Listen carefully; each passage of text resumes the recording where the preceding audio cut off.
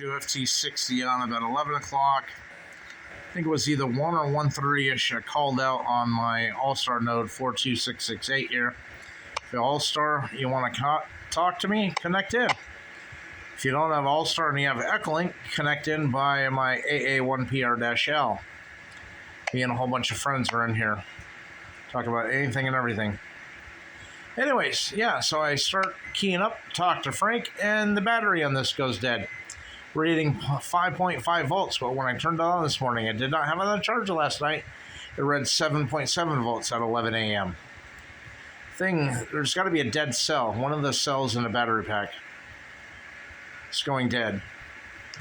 Yaesu says they won't fix it under warranty. I have to buy another one. I know I have an aftermarket one, so guess it's time to swap it out with the aftermarket. And I don't know. Not having very good luck with Yaesu. If you watch my other video, Yaesu customer service is worthless.